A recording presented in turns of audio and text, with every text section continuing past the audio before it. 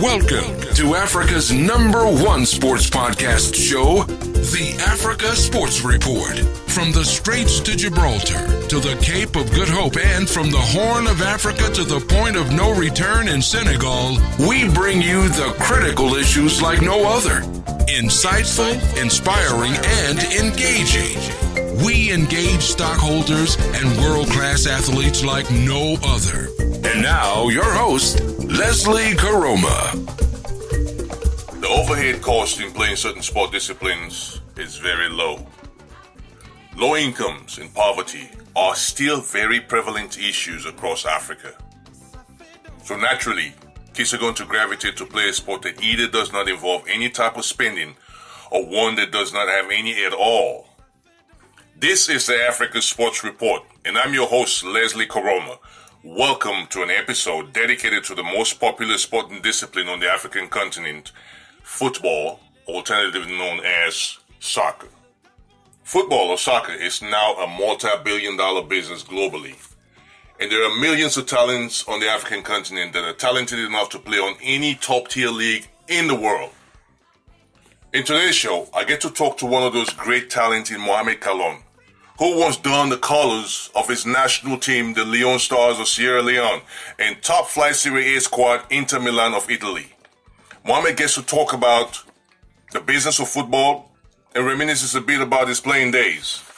Then I shift gears to talk to CAF media expert and football aficionado Collins Okinyo of Kenya about current global trends in the game. Before I bring you those conversations, I just want to touch briefly on one issue which I will be dealing with on my next podcast, and that is a recent agenda, or if you may, strategy change by the IAAF on its Diamond League events lineup. They have decided to scrap the distance races, which by all accounts have been dominated by African athletes for as long as I can remember. In fact, for anyone else from any other background to win a distance race at the Olympics or the World Athletics Championship has been an anomaly. Why did the IAAF do this? That is, in fact, that's not the only matter on floor that affects African athletes that the Federation is currently dealing with.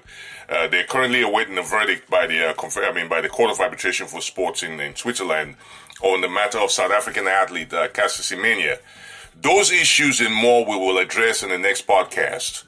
In the meantime, don't go away. Stay right here with us for the Mohamed Kallon interview, which will follow right after this short music break and number of messages that we're putting out.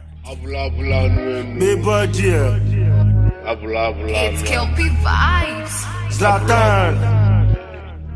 If I receive. Yeah, I'm killing them shot.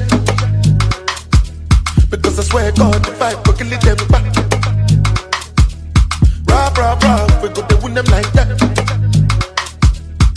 Oh God, make a no be a belly jack.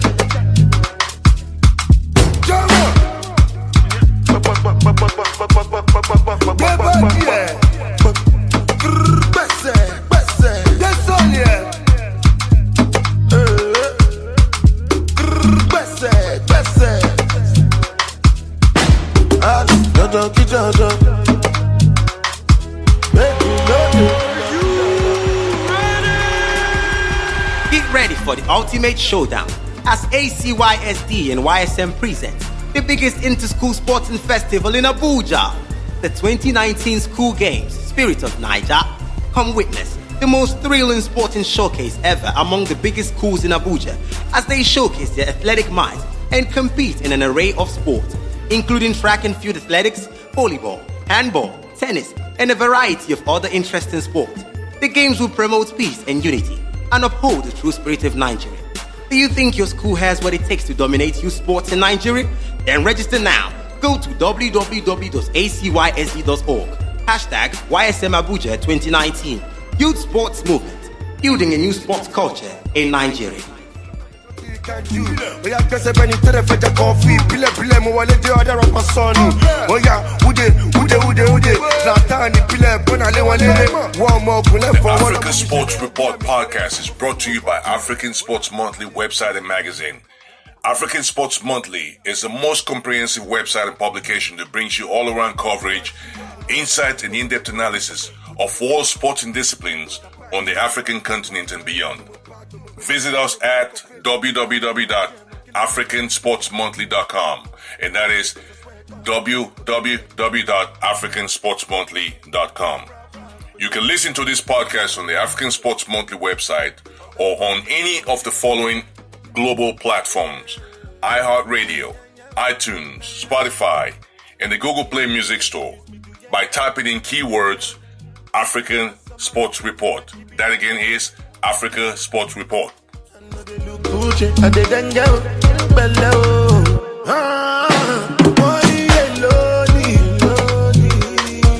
Money rush like Indomie. I suppose that's your word, my lordy. Baby, Giuseppe's a naughty. Hello and welcome to the Africa Sports Report. This is your host Leslie Koroma, and I am with Sierra Leone's foremost legend, football legend, Mr. Mohamed Kallon in Houston, Texas. Welcome, Mohamed. Thanks for having me, sir. You're welcome. You're welcome. Me and you, we've had a conversation before, but that's some time back, way back when. But this is an opportune time for us to catch up again, and I feel like there's something great going on back home in Sierra Leone with football, and that is your first love in sports. And So before I even go into any details, what are your views so far? What do you make of what's been happening?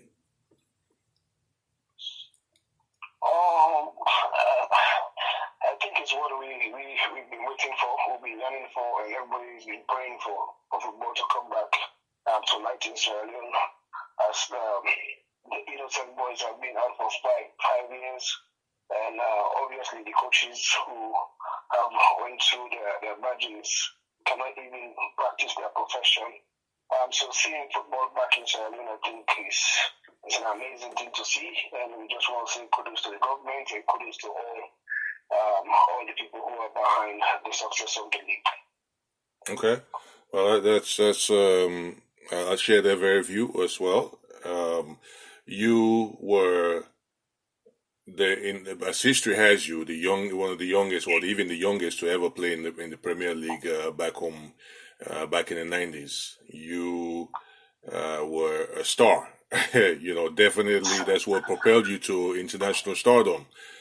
What do you remember of your play in those years in the Sierra Leone Premier League for your old club, Old Edwardians? Back then was a little bit different. Because the situation was different, the atmosphere was different, the environment, everything was different, because the league was playing week in, week out, and we had competitions going on. There was no infighting, there was no destabilization, nothing. So I think this was a good time coming from school. I was playing with the St. Edward Secondary School team, and then I did the transition to the senior team. And then I played for a few years before I had an opportunity to go into Lebanon and then continue my professional career overseas. But what I could say, what I can remember was really fantastic. My first game was against Eastern Lions that I can't even forget in my life, because as a kid watching my elder brothers, the junior Tumbos, juniors, and all these players playing for Edwards, and then I was one of the boys behind the goal every day after school. I would go to Edwards training grounds just to see all those great players. And I happened to play with them. When it comes to that time to play with them at the National Stadium was a great feeling that I will never forget. Yeah, that's nostalgic to say the least. Those are wonderful years, and I know they stay with you. And it's those experiences are what you built your portfolio of your professional experience around. Another stellar thing that happened during your years was you making your debut for Sierra Leone at the age of 15 against the Congo in the 96 Africa Cup of Nations qualifier. Take us back to that time. What were you feeling at that age? You're so young and coming in onto the international stage and entering that stadium. What were you thinking? What was your feeling? As me, like I can say, as Allah works in mysterious ways. Mm-hmm. So the same way I get into the Edwards Premier First Division team is the same way I got into the national team. So one day, I think it was on Thursday after school, so I went to watch Edwards practice at the training grounds in Kingston. And I think this was raining that day, and a lot of players didn't turn up really sure for practice. So I was there, and the coach asked me to join the team. I joined the team on Thursday, and on Saturday they had the friendly match against Eastern Lions. Then I made it into the squad. I started, and I scored a fantastic free kick against Eastern Lions. That's how I got into the team. Then I didn't come out of that team anymore, so I just maintained my position in the team until I won the top goal scorer, the Guinness Goal King that year. And then have the opportunity to go to Lebanon. It's the same thing with the national team. So I was supposed to play for the under-17 national team. Mm-hmm. We had a game in Ghana against Ghana, Black Stars in Ghana. Mm-hmm. So me making my way from Lebanon to Freetown, as you know, the flight schedule, transit and all that stuff. So I happened to miss my flight to go to Ghana. So I got to Freetown, was late on Friday, and then there's no flight to Ghana anymore. And the senior national team was playing against Gambia in Freetown. That was in 1995. Mm-hmm. And so all the players from the senior team, including Sayomara Tuga, the late man, yes, and Gino Tumbu, they said, "Oh, okay, you are here already." So they spoke to the minister back then, the Minister of Sport, Charlie Bayo, and they said, "Okay, Mohamed is here already, so what are we going to do?" So that evening, that was on Friday, I practiced with the senior team, and I gave them a very good impression.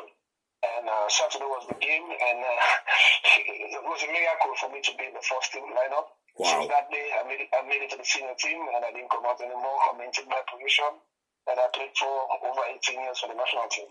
Yes, and to cap it off, 35 caps for the national team for Sierra Leone. I think officially it's way more than that. Way more than yes. But as you know, in Sierra Leone, we don't maintain, or we don't even take care of our archives. Yes, the stats. Yes, that's true. That is true. Statistics are not there, so people just gamble it. But anyways, it's fine. So I spent lovely years with the national team, and I gave my best. And it's an enjoyable moment that I will never forget. Wow. Like I say, thinking about all that and then remembering you back then, I guess, gives me goosebumps. I know a lot of people out there remember your play. But you were also very fortunate to have made it out overseas. You started out in Lebanon, and eventually you moved around Europe a little bit, and then eventually settled in Italy. As a professional, you got to be a professional at a young age, and you were applying your craft across Europe. And what are the things that you remember during those years? The challenges, the things that kind of helped to shape you eventually. What are some of the stumbling blocks or things that you remember? As I will always say thanks to the Almighty Allah for the fortunes and everything, because I was really, really fortunate. Even going to Europe. So when I left Lebanon, I was supposed to go to Kaiserslautern in Germany. So I was on my way. So we transit in Milan. So I was going to be in Milan for 2 days, and I asked, I can be here for 2 days without practice, without training. And then one of the managers, friend, said, "Okay, I can hook you up with some things around that you can practice with." Fortunately for me, they found Inter Milan, and I went there for practice. The first day was 20 minutes, and then they asked me to go out to take my shower, so maybe I can come for practice the next day. The next day they took me to the first team where Paulins, Ronaldo, Zanetti, and all these big guys were playing. And I passed with them that day, and the next day I had a 5-year contract. So it's the same. Wow! It's the same miracle that went through in all my career. Then obviously that's where everything started. Yes. At first playing in Sierra Leone, I was playing football was my hobby. I was playing for fun. Went to Lebanon as well. I went to Lebanon just like that. Maybe I was going with my colleagues on holidays, and maybe there was a trip there.